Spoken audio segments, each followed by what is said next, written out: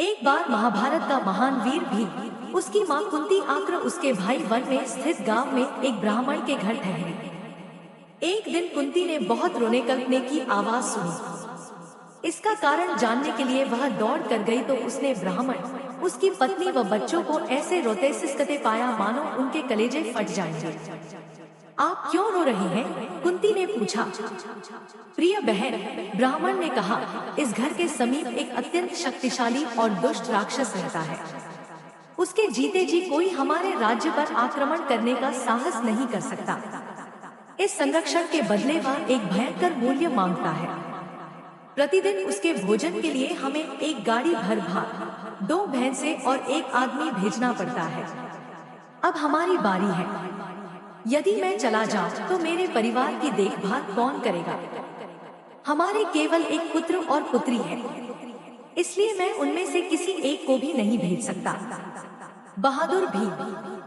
कुंती को उसकी दशा पर गहरा दुख हुआ। डरो मत, वह बोली, मैं अपने पुत्रों में से एक को भेज दूंगी। ब्राह्मण को यह स्वीकार नहीं था। मैं आपके बेटे को मृत्यु के मुख में नहीं जाने दे सकता, उसने कहा। वह मेरी अपनी मृत्यु से भी अधिक दुखदायी होगा।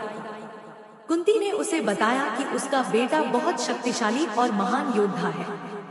कुंती ने भीम को चुना क्योंकि वह उसके पुत्रों में सर्वाधिक बलशाली था।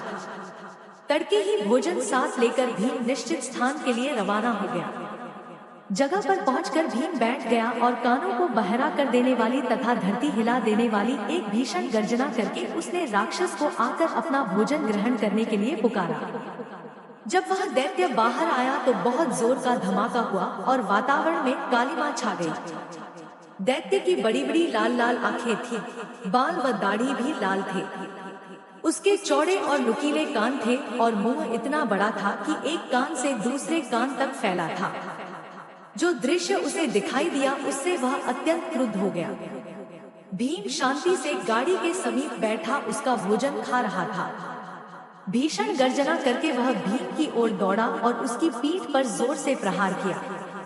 भीम को तो मानो कुछ हुआ ही नहीं, वह तो बस मुस्कुराया और खाना खाता रहा। राक्षस के क्रोध की सीमा न रही। उसने एक विशाल वृक्ष उखाड़ा और भीम की हत्या करने के इरादे से उसकी ओर दौड़ा।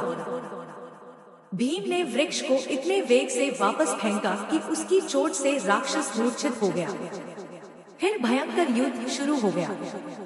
भीम और राक्षस ने वृक्ष उखाड़े और उनसे लड़ते रहे।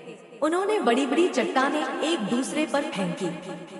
अंत में भीम ने अपनी बलवान भुजाओं में राक्षस को उठाकर इतनी जोर से पटका कि उसकी मृत्यु हो गई। तीव्र कोलाहल को सुन अन्य सभी दैत्य बाहर निकल आए और भयभीत हो खड़े रह गए। उसके बाद राक्षसों ने किसी मनुष्य को नहीं सताया और लोग शांतिपूर्वक रहने लगे।